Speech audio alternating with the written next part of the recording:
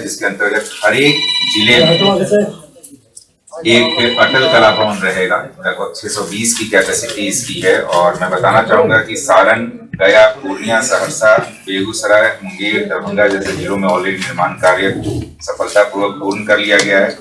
वहीं लखीसराय और बांका में भवनों का निर्माण प्रगति पर है और शेष नवादा, शेखपुरा, अरवल, बक्सर, कैमूर, सिवान और अररिया में कार्य प्रक्रियाधीन है।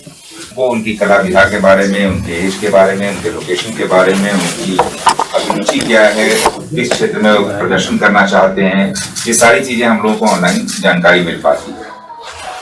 जैसा आप सभी जान रहे हैं कि बिहार फिल्म प्रोत्साहन नीति का प्रभावी क्रियान्वयन लगातार पिछले वर्ष से, जब से ये नई पॉलिसी आई है, लगातार कार्य किया जा रहा है।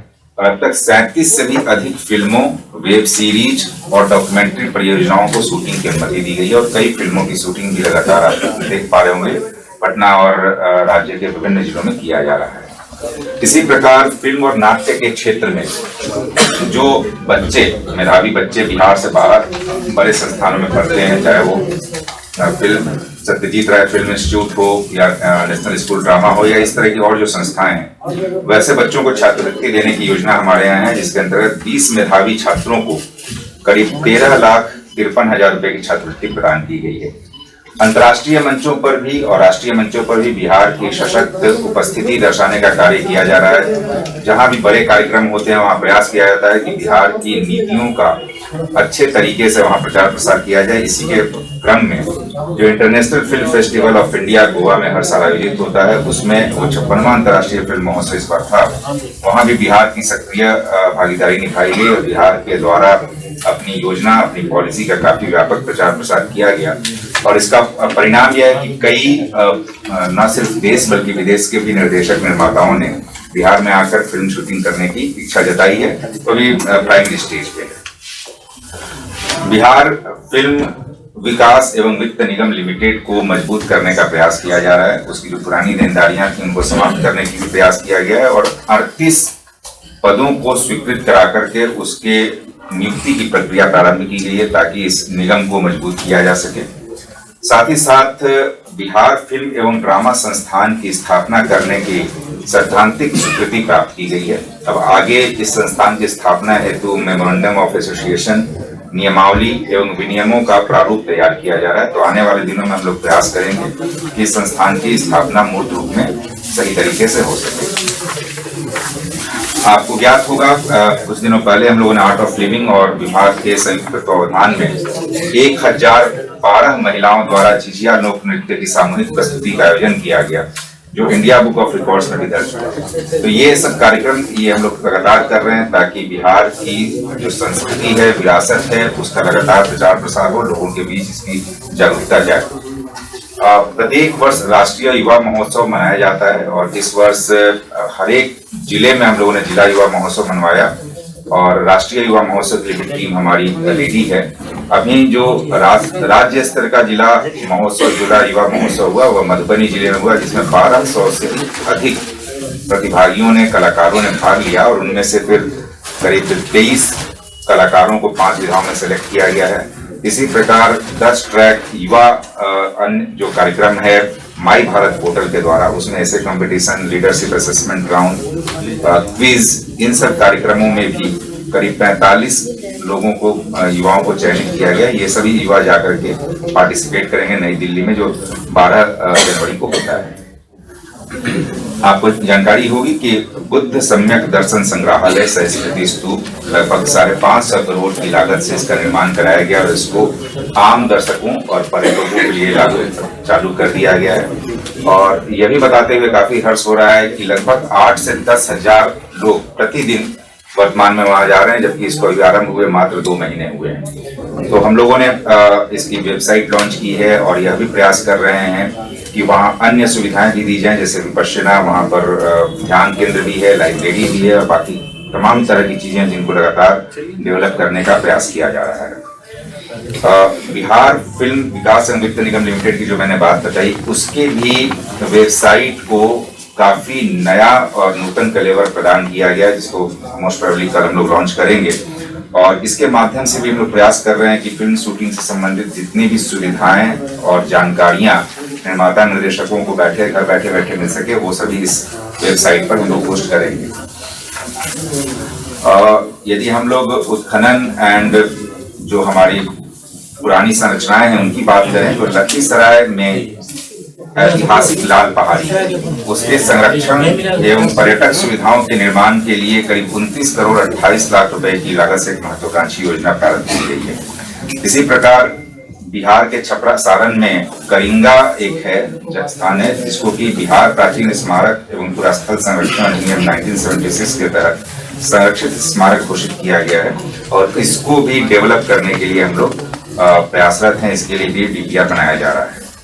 इसी प्रकार दरभंगा में अहिल्या स्थान के संरक्षण और सौंदर्यीकरण करने हेतु योजना का निर्माण किया गया है और प्रशासनिक स्वीकृति भी प्रदान की गई है।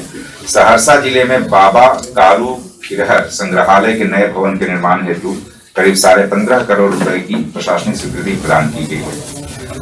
विभाग में लगातार हम लोग विभाग को मजबूत करने का प्रयास किया जा रहा है और बिहार में 2 नए अनुभागों की स्थापना की गई है, लेखा एवं बजट अनुभाग तथा सांस्कृतिक कार्यक्रम अनुभाग। इसके लिए मंत्रिमंडल से 25 नए पदों की स्वीकृति भी प्राप्त की गई है।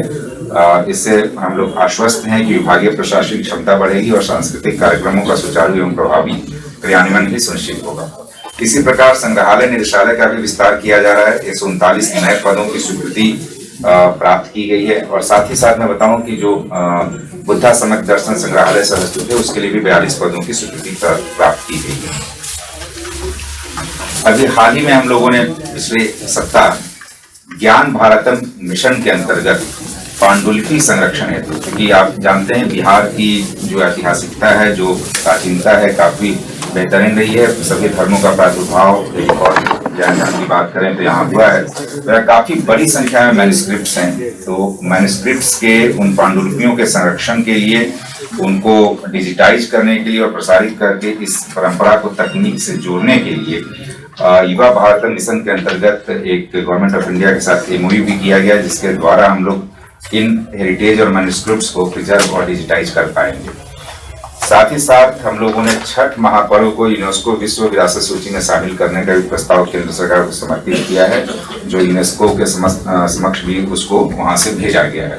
डेफिनेटली इस पर भी आगे आने वाले दिनों में कार्रवाई होगी। ये हम लोग की तरफ से, यदि आपकी कोई क्वेरी क्वेश्चन हो तो we are ready to answer. कितने कलाकारों को कब से मिल रहा है? अभी कितने आवेदन आए? अभी जस्ट अगस्त के आसपास ये सैंक्शन हुआ था। ये नई स्कीम है जो कि इसी वर्ष में हम लोगों ने इस स्कीम को लॉन्च किया है। उस स्कीम के पश्चात इसका विज्ञापन हम लोगों ने दिया और उस व्यक्ति को रजिस्ट्रेशन पोर्टल के अंतर्गत, जो हमने एक रजिस्ट्रेशन पोर्टल की बात की, उसमें भी रजिस्टर्ड होना है। तो अब तक कई कलाकारों का आवेदन प्राप्त है। डिफरेंट जिलों में उसके लिए कमेटी बनी हुई है डिस्ट्रिक्ट मजिस्ट्रेट की अध्यक्षता में। तो जैसे जैसे जिस डिस्ट्रिक्ट का आता जा रहा है, हम लोग यहाँ मीटिंग करके वहां से डीएम के यहाँ से जिलाधिकारी की अध्यक्षता में कमेटी है, वहां से जिले से यहाँ आता है और यहाँ फिर हम लोगों की कमेटी है जो सैंक्शन करती है। तो करीब 8-10 जिले का आया था, जिसको हम लोगों ने 85 कलाकारों का चयन अभी कर लिया है। रेस्ट ये प्रोसेस में लगातार है, जैसे जैसे जिलों का आएगा और यहाँ पैरेलली मीटिंग होती जाती है, उन लोगों को हम लोग करते रहते हैं। इन लोगों को ऑनलाइन पेमेंट भी आने वाले वीक में हम लोग कराएंगे, जिसमें आप लोग हम लोग आमंत्रित करेंगे। तो ये कला पुरस्कार जो इस बार वितरण हुआ है जी, उसमें दिल्ली के कलाकार, रेप्यूटेड कलाकार हैं विश्वमान भट्ट के शिष्य, जो बिहार के एकमात्र उनके ऐसे शिष्य हैं जो एक कलाकार हैं। उन्होंने भी अप्लाई किया था। उनका कहना है कि ये कला संस्कृति विभाग से जरूर पूछा जाए कि 3 वर्षों का तो कला पुरस्कार वितरण किया गया, किंतु 2020-21 और 21-22 का कला पुरस्कार वितरण क्यों नहीं हुआ और उसका क्या भविष्य है। उसमें जो आवेदन मेरे जैसे कलाकार लोग किए थे, जो राष्ट्रीय स्तर पर अपनी कुछ बात उपलब्धि रखते हैं, वो इससे आहत हुए हैं। इस संदर्भ में कुछ जानना चाहेंगे सर आपसे। ठीक। और देखिए, इसमें उस समय उस तरह के आवेदन नहीं लिए गए थे। आप जान रहे हैं कि उस समय कोविड का पीरियड था, तो आवेदन नहीं लिए गए थे। जो पिछले वर्षों में जितने भी लंबित वर्ष रहे हैं, उन सभी वर्षों को हम लोगों ने एक साथ करने का प्रयास किया है और एक बार उस चीज को भी हम लोग रिव्यू कर लेंगे।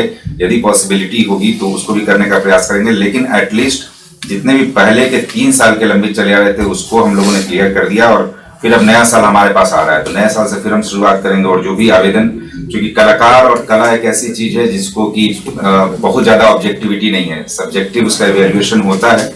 तो निश्चित रूप से कई बार ऐसी भी स्थितियां होंगी कि आपको लगेगा कि यह नहीं, यह होना चाहिए, लेकिन पूरी पारदर्शिता के साथ कलाकारों का चयन कला पुरस्कार के लिए किया गया है और किया जाता रहेगा।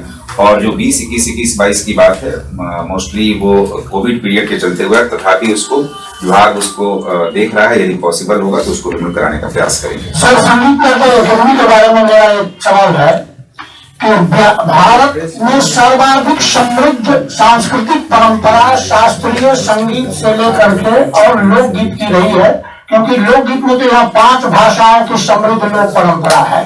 और शास्त्रीय संगीत में आपको मालूम होगा कि 4 भारत के ध्रुपद घराने में 3 बिहार में है और 8 ख्याल गायकी के यहाँ घराने हैं, कई लोक नाट्य के विधाएं हैं। बावजूद इसके बिहार जैसे राज्य में संगीत नाटक अकादमी का अस्तित्व में नहीं रहना और लोक कला, बिहार की जो कला है, जो कला, दृश्य कला में आपका मिथिला पेंटिंग, मंजूषा पेंटिंग, टिकुली आर्ट, बांस की कला से लेकर बहुत सारे शिल्प है। इसके बावजूद इसके बहुत सारे कलाकार भी पद्मश्री हुए हैं, देश विदेश में नाम कर रहे हैं। बावजूद सवाल ये है कि कला अकादमी, बिहार कला अकादमी भी निष्क्रिय है, अस्तित्व में नहीं है। क्यों नहीं है? ये दोनों अकादमी के निष्क्रिय होने का क्या मतलब है? इस प्रेस कॉन्फ्रेंस वाला पत्रक में भी उसका कोई जिक्र नहीं है। एक तरफ तो गुरु शिष्य परंपरा दिखाई दे रही है, दूसरी तरफ भारत की जो एकमात्र एक छत के नीचे शास्त्रीय नृत्य की परंपरा वाली भारतीय नृत्य कला मंदिर थी, आज वहां की स्थिति आप देखिए किस हाल में है। और दूसरा सवाल उसी में लगा हुआ है कि लोक कला संग्रहालय के लिए उसमें एक्सक्लूसिव कलेक्शन था हरिऊपर जी का, उसका कोई अस्तित्व ही नहीं है भारतीय नृत्य कला मंदिर में। इधर भी ध्यान आकृष्ट करना चाहेंगे कि आखिर क्या कला संस्कृति विभाग की सोच है इस विषय में। ठीक है, बहुत ही इंसाइट बेहतर दिया गया है आपके द्वारा, धन्यवाद उसके लिए। आपने जैसा बताया, बिहार की सांस्कृतिक धरोहर विरासत काफी बेहतरीन रही है और जो हमारी संस्थाएं हैं, 3 संस्थाएं, बेसिकली 4 संस्थाओं के माध्यम से हम इन्हें संरक्षित करने का प्रयास कर रहे हैं। एक तो ललित कला अकादमी हो गया, भारतीय नृत्य कला मंदिर हो गया, फिर संगीत नाटक अकादमी है और मिथिला चित्रकला संस्थान मधुबनी में है। इनके माध्यम से लगातार करने का प्रयास किया जा रहा है और जिन चीजों को भी हम लोग देख रहे हैं, मजबूत करने का लगातार प्रयास किया जा रहा है। मधुबनी चित्रकला संस्थान को काफी मजबूत किया गया है। इसी प्रकार जब अपने बात की भारतीय नृत्य कला मंदिर की, उसमें भी नए सिरे से पिछले वर्ष कई शिक्षकों की भर्ती की गई है और छोटे छोटे कार्यक्रम के माध्यम से वो आकर्षित करने का प्रयास किया जा रहा है कि नए जो युवा हैं, जो नए फैमिलीज हैं, वो भी कला के प्रति उनकी अभिरुचि विकसित हो। सामान्यतः हम देखते हैं कि ठीक है, खेलना है तो सभी लोग उसके लिए अट्रैक्ट हो जा रहे हैं, लेकिन जो कला, जो कि एक अभिन्न अंग है जीवन का, उसके प्रति पेरेंट्स भी वही आगे आते हैं जो कि पहले से जिनकी कला के प्रति रुझान हो। तो हम लोग भी चाहते हैं कि इसको अट्रैक्ट करें और ये जो भारतीय नृत्य कला मंदिर में जो सर्टिफिकेशन कोर्स होता है, इसको और बेहतरीन करने के लिए भी अध्ययन कराया जा रहा है, ताकि हम लोग जो सर्टिफिकेट बाहर से लेते हैं, यहाँ से सर्टिफिकेशन कराया जा सके। शिक्षकों की कुछ नियुक्ति की गई है और शिक्षकों की नियुक्ति और मानदेय के निर्धारण के लिए उसकी एक गवर्निंग बॉडी की बैठक भी हम लोग करने जा रहे हैं, ताकि इन विषयों पर जो आप लोगों ने बात उठाई है, उन विषयों पर भी बेहतरीन और ऐसे निर्णय लिए जा सकें जो कला को विकसित करने की दिशा में काफी महत्वपूर्ण सिद्ध हो। सर्टिफिकेशन की जो बात आपने कही है, भारतीय नृत्य कला मंदिर की 2 शाखाएं झारखंड में अभी भी सक्रिय है, रही है, पहले से ही रही है। इसकी एक सरकारी संस्थान होते हुए इसकी परीक्षा कोई प्राइवेट संस्थान ले रही है और परीक्षा दिला करके वो सर्टिफिकेट दे रही है। उसकी क्या प्रासंगिकता आप समझते हैं? ऐसे सरकारी संस्था को कोई प्राइवेट संस्था कैसे परीक्षा ले रही है 10 बरस से और सर्टिफिकेट दे रही है? इसकी अपनी व्यवस्था क्यों नहीं हो रही है? आपके प्रश्न के पहले ही मैंने आपको ये बता दिया कि इस पर ऑलरेडी हम लोग कर रहे हैं, ये जानकारी में है हम लोग की इसका सर्टिफिकेशन बेहतरीन तरीके से होना चाहिए, जिसको एक्सप्लोर किया जा रहा है कि इसका सर्टिफिकेशन यही हम लोग कैसे करा सकें। जैसे कि अन्य राज्यों में भी कहीं कहीं संगीत नाटक प्रयागराज में है, वहां से होता है, तो उस तरह की व्यवस्था हम लोग विकसित करने का प्रयास कर रहे हैं। और उसी दिशा में मैंने आपको बताया कि कैबिनेट के माध्यम से बिहार फिल्म एवं ड्रामा संस्थान की भी स्थापना की गई है। तो ये सब इंस्टीट्यूट्स होंगे जिनके माध्यम से सर्टिफिकेशन कराया जा सकेगा। आर्यभट्ट नॉलेज यूनिवर्सिटी के माध्यम से सर्टिफिकेशन कराने को भी एक्सप्लोर हम लोग कर रहे हैं। जिस तरह से मिथिला चित्रकला संस्थान में सर्टिफिकेशन की कार्रवाई की जा रही है, उसका अध्ययन करके प्रयास किया जाएगा कि भारतीय नृत्य कला मंदिर के माध्यम से जो छात्र, जो कलाकार शिक्षा ग्रहण कर रहे हैं, उनका सर्टिफिकेशन कराया जा सके। अकादमी का अकेले आप ही का सवाल है। शहरी है जट जटनी, बिगुला विषहरी,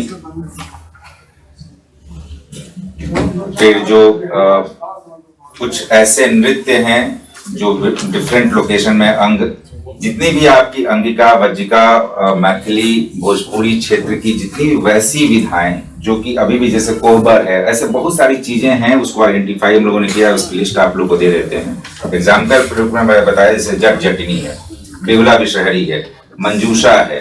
तो ये कुछ कलाएं हैं जो कि बहुत ज्यादा एक परंपरा से चली आ रही है। अब उस परंपरा को बनाए रखने के लिए आवश्यक है कि नई जो संस्कृति है, नई जो पौध है, हमारे जो नए लोग हैं, उन लोगों को भी उसकी जानकारी हो। इसी उद्देश्य की पूर्ति के लिए पुराने गुरुओं की पहचान करके जो उसमें शिक्षा दे सकते हैं, उनकी पहचान की जा रही है। उनको हम लोग रिम्यूनरेशन देंगे और साथ ही साथ एक गुरु पर 8 शिष्य रहेंगे, उनको भी हम लोग छात्रवृत्ति प्रदान करेंगे ताकि वो शिक्षा ग्रहण कर सके। सर, मुख्यमंत्री सिर्फ संगीत और नृत्य को रखा गया, वाद्य को रखा गया, नाटक को नहीं रखा गया। नाटक को तो ऑलरेडी संगीत नाटक अकादमी के माध्यम से प्रयास किया जा रहा है कि इसको और बेहतरीन और वहां प्रशिक्षण की व्यवस्था बनाई जाए, और कुछ नाटकों का मंचन भी कराने की परियोजना है जो कि आगामी आने वाले वर्ष में हम लोग प्रयास करेंगे कि यहाँ पर अच्छे नाटकों का मंचन हो और नाटककारों को नए तरीके से प्रशिक्षण प्रदान किया जा सके। इसके लिए संगीत नाटक अकादमी के द्वारा प्रयास किया जा रहा है और प्लानिंग भी की जा रही है।